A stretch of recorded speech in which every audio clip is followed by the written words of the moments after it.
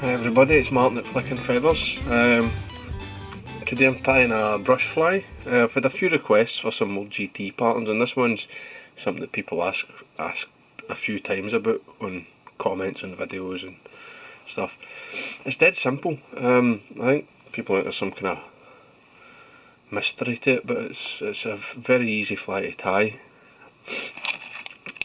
I'm using EP fibre and EP brushes, but you can use other stuff. SF blend's very good. You can use whatever brush you like. So the hook I'm using is a Gamakatsu SL12, size 8/0, big hook for the GTs, and I'm going to run on a bed, a thread. This is Uni Big Fly, but you could use flat wax nylon, Danvers Flymaster, whatever you like.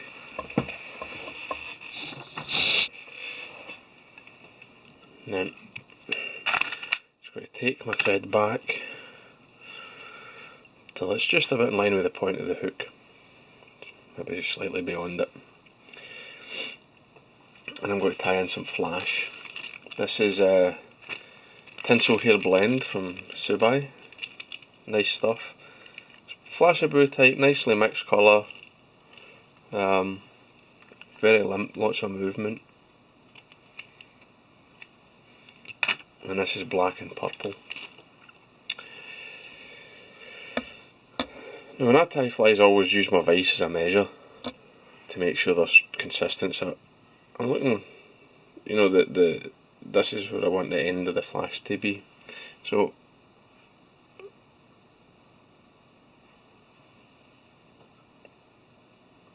I've tapered the ends, right? Just taper them before you tie them in so that they don't clump together. Measure it up. Pinch and loop. 3 turns is more than enough, and then fold it back, tie over the top, right? And that's it. That can never pull out or anything, right? And the flashes are nicely tapered all the way through the length of it. Now, for the tail, I am using EP fibre. Take a reasonably big bunch. Using black, I'm tying a black and purple version. You can tie them in tan, black and red, whatever you like really. I mean, you can also change the size you're tying them if you're targeting other species. I'm going to cut the EP fibre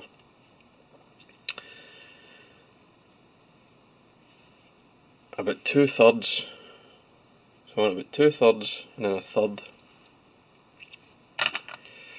before I do any tapering. Right. So now I've got my untapered EP at 2/3 the long side. I'm going to just taper that with my fingers. Right. Get it. And you actually sort of end up with almost, at the extreme ends, you end up with almost a full length. Now, I want this just slightly shorter than the flash, okay? Than the longest piece of flash, right? And then I roll it around the shank. This is what stops it fouling, right? If you tighten it around, it won't foul, it won't snap up. You don't need a loop, and you can add a loop if you like. And take a loose turn and sort of get it spread nicely round. And you can see I've got pretty good coverage. Just going to take a bodkin and make sure the fibres are sort of split where they want to go. Right. And this also supports your flash. And then the other end we just fold it back. I'll give it another couple of turns just for a bit of security. fold it back around the shank. It should split relatively evenly, and then actually a couple of turns on top of it. Right, I'm not looking, don't want it to flare too much. I want it to sort of add to the natural taper of the fly. Bring the thread forward a few wraps at this stage, if you like, just for durability. A wee bit of head cement. I mean, it's locked solidly in anyway, but it doesn't do any harm. Just cover that up, give it a rub. You don't want too much wet stuff sitting there. Then we'll take our other section, do the same again. Taper it nicely. If you do a good job of this, you don't even need to really, you barely need to trim the fly at the end. And it's the same regardless. If you use SF blend, if you use kinky fibre, pre-taper it. And then this stuff will tie in exactly sort of dead in the middle of it, dead in the middle of the bunch, so that it's the longest sections only come into 2/3 and then we're tapering up here.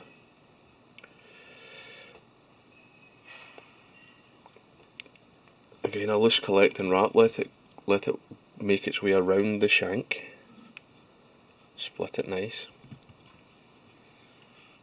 make sure it's nicely spread, and then just repeat this again. You can push that back,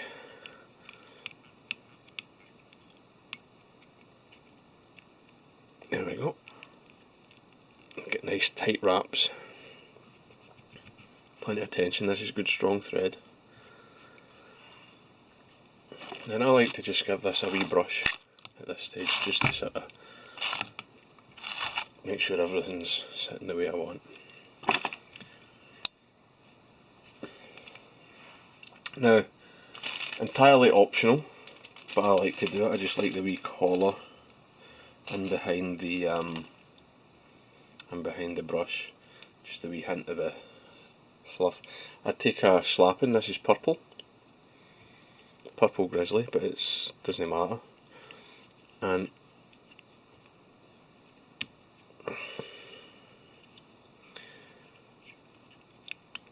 tie that in by the tip, and then I'll just double it. This is two feathers. Double them and just wind them together. Right.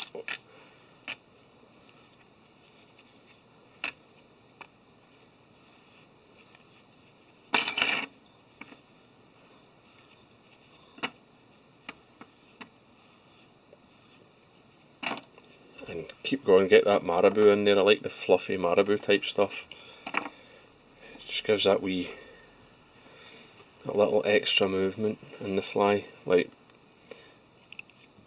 and you don't always need to be stripping at a million miles an hour.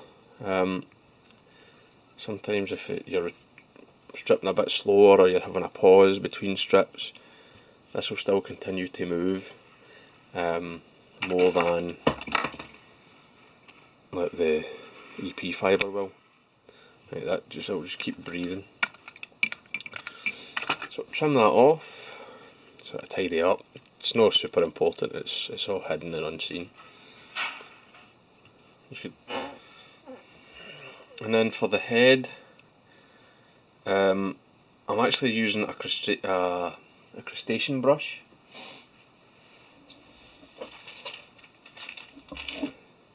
EP crustaceous brush with micro legs. Toad black and purple is the colour. It's quite nice, it's barred, it's got wee orange legs. I use this rather than a streamer brush for this fly because I want it to push a bit of water. If you use like the streamer brush, they're a bit sparser. And it's fine if that's what you're after, but I'm looking for that sort of muddler type effect on this. So, dead easy. Tie that in, nice and secure, and just wind everything nice and tight. Just keep sweeping your fibres back, every wrap, And don't worry if it seems to be sort of tangled up or it's not looking great at this stage. Just keep sweeping them back, make sure you don't trap too many fibres, right?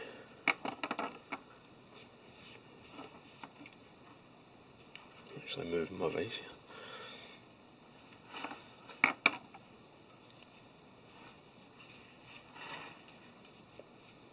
And then when you get to the end, or you get up to the eye, sort of you can separate the fibre as best you can, and then come across, right? Keep tensioning your thread, get that nice and tight. Try and get your thread in between the fibres so you're not catching any of these extra ends, and a couple of turns in front. You'll always catch some, and you just wiggle it, helicopter the wire to break it. Then you'll feel the wire break, and you can come in and just with an old pair of scissors. I use the back just in case there's wire still attached, and tidy up.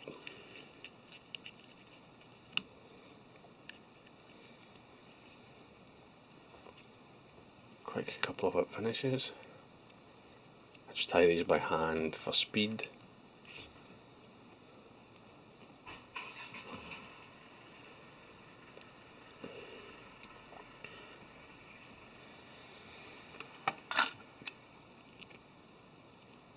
Keep it away. Then just take your scissors or a bodkin, whatever you like really, and just push it along and free up any tangled fibres. Right, you want to go all the way around. Right, you'll be amazed, even when you're sweeping it back each turn, you'll catch plenty.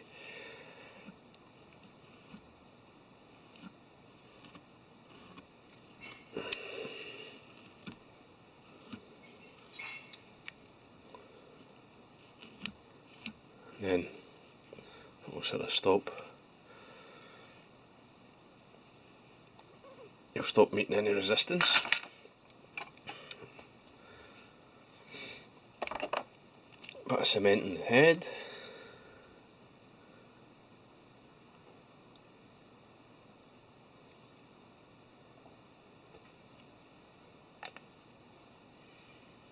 And then all we need to do, when I'm looking at that, this doesn't need it. I don't think this even needs trimmed. Quite happy with that. The last thing to do is add your eyes. I mean, the eyes are sort of up to you, whatever your personal preference is. I'm going to use these sort of blue pearl mirage type eyes. Domes, you can use flat tape if you're concerned about the weight, but I don't think it matters really.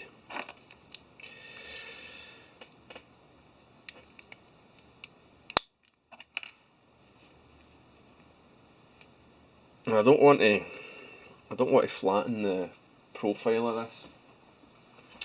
If you're looking at that one, see I've still got it quite round. I want it, as I said, I want it to push water. So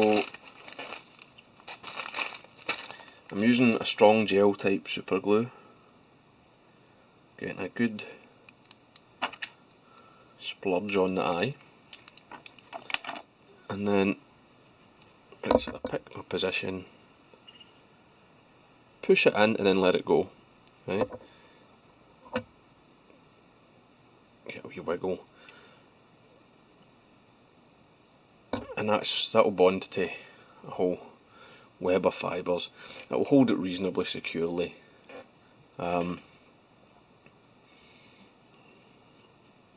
If you're really concerned, I mean, you can use something strong like epoxy or something, but this, I've found this is usually okay. And then just do the other one, same again. A good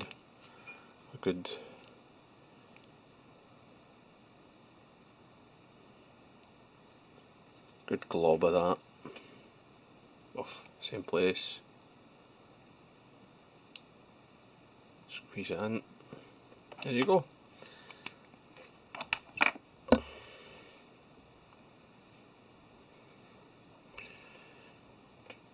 A brush fly.